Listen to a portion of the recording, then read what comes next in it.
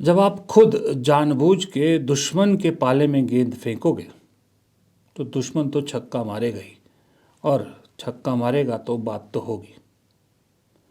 जब आप अपने सबसे बड़े दुश्मन को मौका दोगे कि वो आप पर भारी पड़े तो बात तो होगी। और जब बार बार विपक्ष कोई बात कहे, बार बार लीडर ऑफ अपोजिशन कोई बात कहे, उसे ना सुने करें या अनसुनी करें और उसको एक कान से निकाल कर दूसरे कान से बाहर कर दें तो बात तो होगी।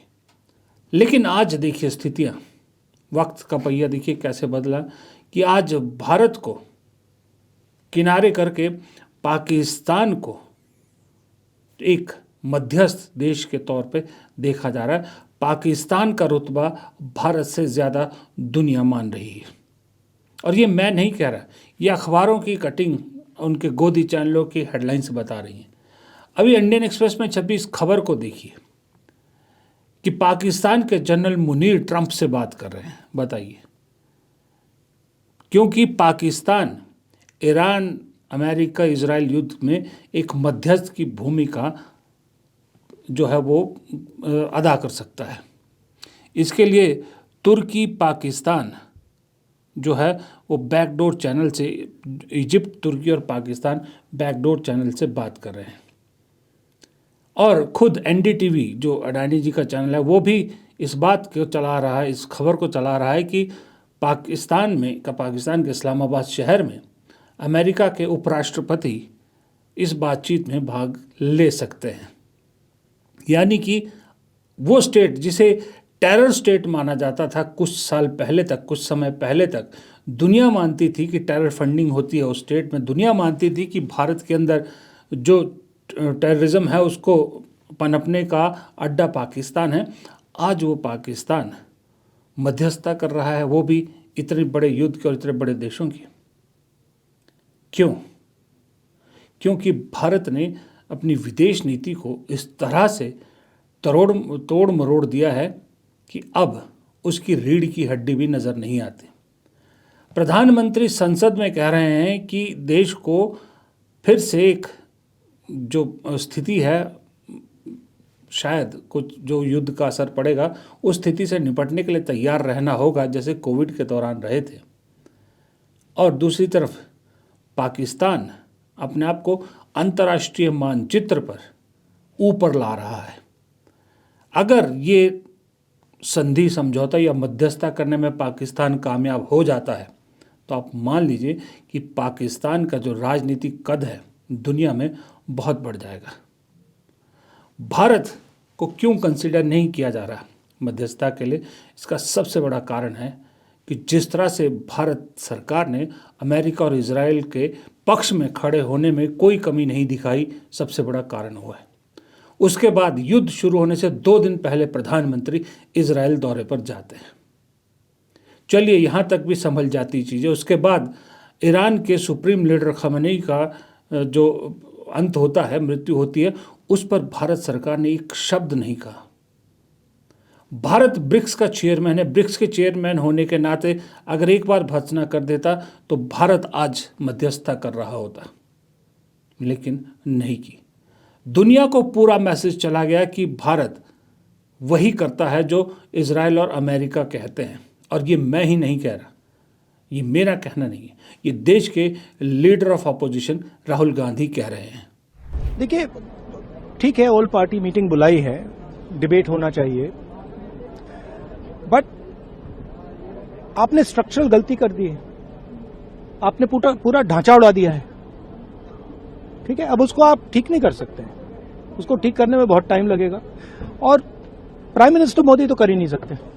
मैं आपको लिख के दे रहा हूं, प्राइम मिनिस्टर मोदी जो अमेरिका कहेगा और जो इजराइल कहेगा वो प्राइम मिनिस्टर मोदी करेंगे।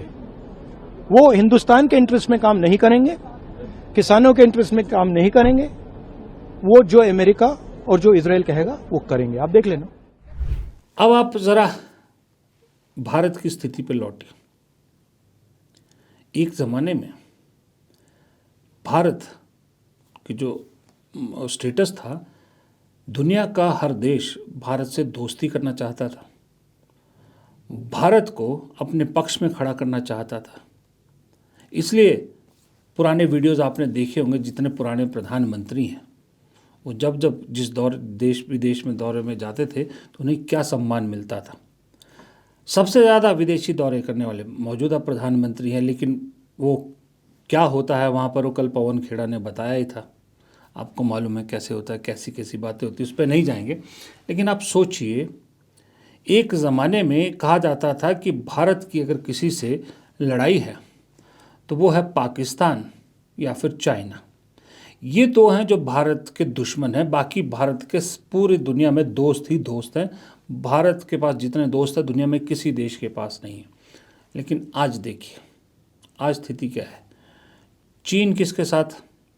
पाकिस्तान के साथ। रूस किसके साथ? पाकिस्तान के साथ। ईरान किसके साथ? पाकिस्तान के साथ। और सबसे बड़ी बात, ये जो बैठक है, जो मुनीर के साथ ट्रंप की बातचीत हो रही है, इसने ये भी साबित कर दिया कि जिस माय फ्रेंड डोनाल्ड के चक्कर में ये सब बखेड़ा हुआ, वो डोनाल्ड या वो अमेरिका तो पाकिस्तान को अपना असली मित्र मानता है। भारत के पास कौन बचा? ले दे के कि इजराइल, और इजराइल भी विशेषज्ञ मानते हैं उसी बात पे भारत के साथ है जहां पाकिस्तान का मुद्दा आएगा। लेकिन जैसे ही चीन का मुद्दा आएगा, इजराइल भारत के साथ न पहले खड़ा हुआ है, ना अब खड़ा होगा और ना आगे खड़ा होगा। यानी कि उधर आपने चीन को तो पाकिस्तान के साथ था ही, रूस को पाकिस्तान के साथ भेज दिया, अमेरिका पाकिस्तान के साथ जा रहा है, इजराइल जो है वो मौके की तलाश में रहता है, मौका परस्त दोस्त है। ईरान जैसे दोस्त को आपने पाकिस्तान के खेमे में भेज दिया। बांग्लादेश पाकिस्तान के खेमे में जा चुका है। नेपाल आपके साथ नहीं है। बचा क्या आपके पास? आज स्थितियां ऐसी हो गई हैं जिस स्थिति में अंतर्राष्ट्रीय राजनीतिक मानचित्र पर पाकिस्तान हुआ करता था, आज भारत उस स्थिति में नज़र आ रहा है अलग थलग सा, और जहां भारत हुआ करता था उस जगह पर पाकिस्तान नज़र आ रहा है। और पाकिस्तान इससे बेहतर और क्या चाहता है? पाकिस्तान तो यही चाहता था ना। पाकिस्तान की तो मुराद पूरी हो गई कि अब मेरी बात का वज़न बढ़ेगा। जाहिर सी बात है, वज़न बढ़ेगा भी अगर ये मध्यस्थता करने में कामयाब हो जाता है। और सबसे बड़ी बात, पाकिस्तान का जनरल ट्रंप से बात कर रहा है और हमारे प्रधानमंत्री ट्रंप से बात भी नहीं कर पा रहे। जब से युद्ध शुरू हुआ है, एक भी बार क्या प्रधानमंत्री का कोई बयान या कोई वो आया, स्टेटमेंट आया कि उन्होंने प्रेसिडेंट ट्रंप से बात की है इस युद्ध के बारे में?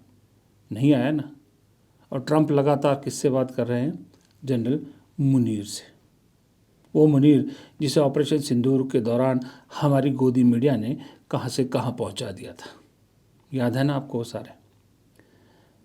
दरअसल वो कहते हैं ना कि हर चीज़ की एक एक्सपायरी डेट होती है।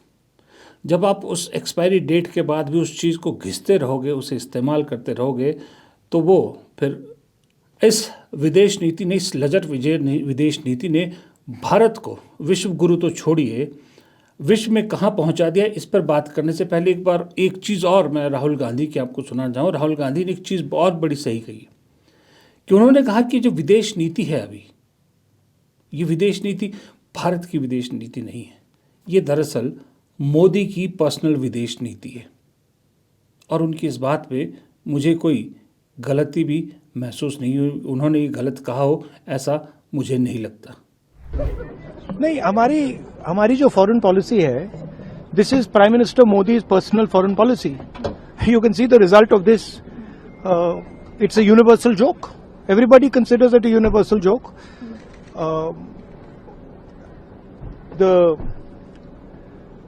Donald Trump knows exactly what Mr. Modi can do and what Mr. Modi cannot do. So, if the Prime Minister is compromised, our foreign policy is compromised. It's obvious. तो सबको दिख रहा है. US deal कर दी, कल मतलब irrelevant भाषण कर दिया. मतलब इंडिया का प्राइम मिनिस्टर है, इंडिया के प्राइम मिनिस्टर हैं, दिखना चाहिए कि हिंदुस्तान के प्राइम मिनिस्टर हैं. पोजीशन क्या है? कोई पोजीशन ही नहीं है। तो और दुख की बात है कि इसका नुकसान होगा लोगों को। अभी शुरुआत हुई है। एलपीजी, पेट्रोल, फर्टिलाइजर, सब चीज में प्रॉब्लम आएगी। ठीक है, मोदी जी ने कह दिया कि कोविड जैसा समय आने वाला है। कोविड में जो किया था वो तो भूल गए हैं, कितने लोग मरे थे, क्या ट्रेजेडीज हुई थी। ऐसे ही इस मौजूदा सरकार के साथ दिक्कत है। दो मुद्दे हैं, इतने घिसे कि वो मुद्दे खत्म होने की वजह या उसका फ़ायदा होने की वजह से वो और ज़्यादा चमक गए। एक है नेहरू को इतनी बार घिस चुके हैं, इतनी बार नेहरू को हर चीज़ के लिए जिम्मेदार ठहरा चुके हैं कि आज नेहरू पहले से बड़े कल्ट हो चुके हैं। और दूसरा है पाकिस्तान। दो मुद्दों पर ही इस देश में बीजेपी की राजनीति चलती रही है पिछले 14 साल से लगातार, या तो पाकिस्तान या नेहरू, या पाकिस्तान या नेहरू। और दोनों ही मुद्दे इतने घिस दिए। आज जैसे मैंने कहा, नेहरू तो पहले से बड़ा फिगर हो चुका है, पाकिस्तान का स्टेटस भी क्या हो गया है ये आपके सामने है। तो वाह, एक डायलॉग मोदी जी का बड़ा फेमस होता है मीम, वाह मोदी जी वाह। तो आज मेरा भी यही कहने का दिल कर रहा है कि वाह मोदी जी वाह। अब बस यही देखना बाकी रह गया था। फिलहाल इस वीडियो में इतना ही। वीडियो पसंद आए तो लाइक कीजिएगा, शेयर कीजिएगा, कमेंट बॉक्स में आप भी अपनी राय दीजिएगा कि आप इस मुद्दे पर क्या सोचते हैं। और चैनल को सब्सक्राइब ज़रूर कीजिएगा अगर आपने अब तक चैनल को सब्सक्राइब नहीं किया है। नमस्कार।